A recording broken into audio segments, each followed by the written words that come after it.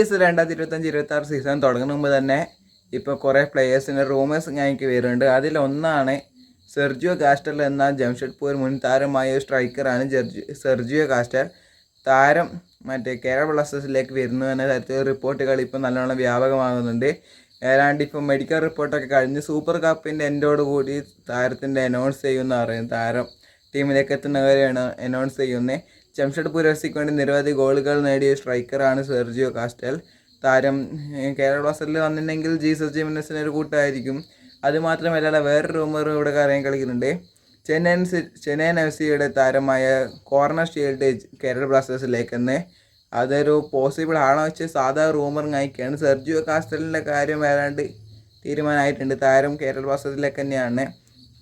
പക്ഷേ കോർണർ ഷീൽഡിൻ്റെ കാര്യം തീരുമാനമായില്ല. താരം റൂമർ മാത്രമായിട്ട് അവിടെ അവശേഷിക്കുകയാണ്.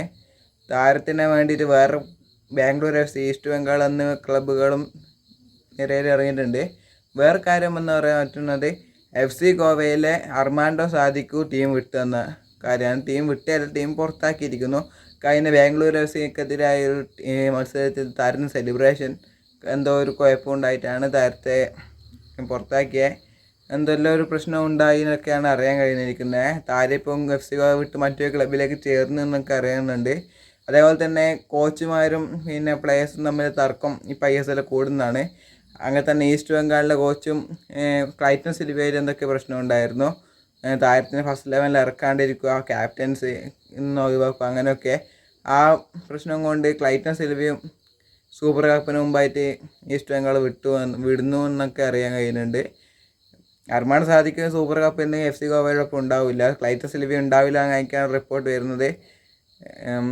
എന്തായാലും നല്ല കുറേ റൂമേഴ്സൊക്കെ വരാൻ തുടങ്ങിയിട്ടുണ്ട് ഇപ്പോൾ ISLുമായി ബന്ധപ്പെട്ട്. സൂപ്പർ കപ്പിനായിട്ട് എല്ലാവരും വെയിറ്റ് ചെയ്യുന്ന സന്ദർഭത്തിൽ ഇങ്ങനെയൊക്കെ വാർത്തകൾ വരുമ്പോൾ ആരാധകർക്ക് ഒരു ഇതാണ് സൂപ്പർ കപ്പ് അടിക്കുകയോ ഇല്ലയോ എന്നൊക്കെ. അർമാൻ സാദിക്ക് ഒരു ഗ്രേറ്റ് പ്ലെയറായിരുന്നു എഫ് സി ഗോവയുടെ. എന്തോ സെലിബ്രേഷൻ കാരണമാണ് താരത്തെ പുറത്തേക്ക് സേക്ക് ചെയ്തൊക്കെ അറിയാൻ കഴിഞ്ഞിരിക്കുന്നുണ്ട്.